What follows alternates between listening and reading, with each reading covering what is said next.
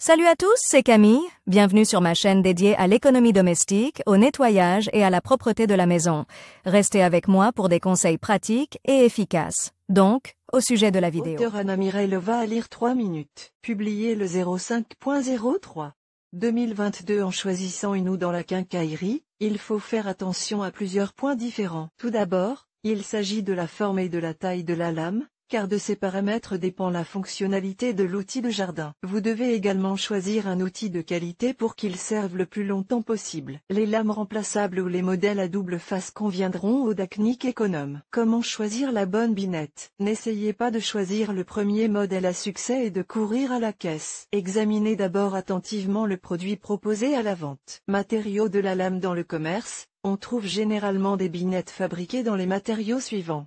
Acier ou carbone, acier inoxydable. La première option est moins coûteuse, mais un outil en acier nécessite un entretien minutieux. Même dans ce cas, il est difficile d'éviter la rouille sur la lame. Il est donc souhaitable de choisir l'acier inoxydable. Vous devrez certes payer un peu plus cher, mais au bout du compte, vous serez toujours gagnant. L'outil durera beaucoup plus longtemps. Commodité. La longueur du manche doit être choisie en fonction de la taille du jardinier et de l'utilisation de l'outil. Certains modèles ont une longueur de manche réglable. C'est pratique si plusieurs membres de la famille de tailles différentes se relaient pour désherber. Le poids. N'oubliez pas de tenir la houe dans vos mains, afin d'évaluer son poids. Pour éviter la fatigue lors du désherbage et de l'enlèvement des mauvaises herbes, il est préférable de choisir un produit léger. Un tel produit possède une houe avec un manche en aluminium. Il peut être judicieux d'opter pour un tel outil et d'abandonner le manche en bois habituel. La marque. Il est souhaitable de privilégier les fabricants de renom. Il y a ainsi moins de risques de tomber sur un produit défectueux. Avis des jardiniers.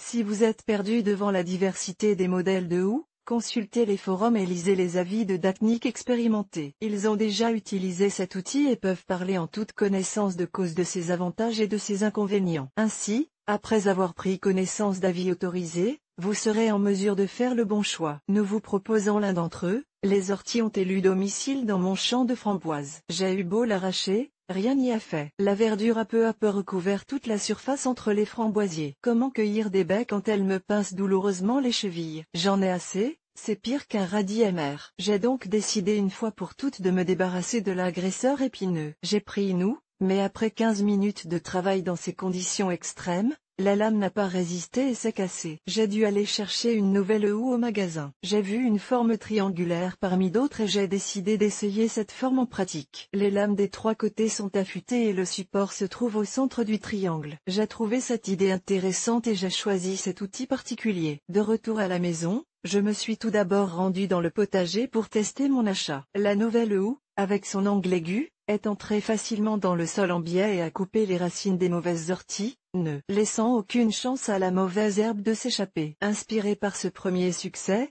j'ai décidé d'essayer d'enlever les moustaches des fraises. La houe s'est acquittée de cette tâche sans grande difficulté. Aujourd'hui, elle est devenue un outil indispensable pour le travail sur les plates-bandes. La houe s'adapte aussi bien au gazon des prés qu'au sol cultivé. Je suis satisfait de mon achat. Nous espérons qu'il vous sera désormais beaucoup plus facile de choisir une houe. Depuis peu, les fabricants produisent souvent des produits à double face. Il peut être judicieux d'opter pour un outil combiné. Pour le même prix, vous obtiendrez deux outils à part entière.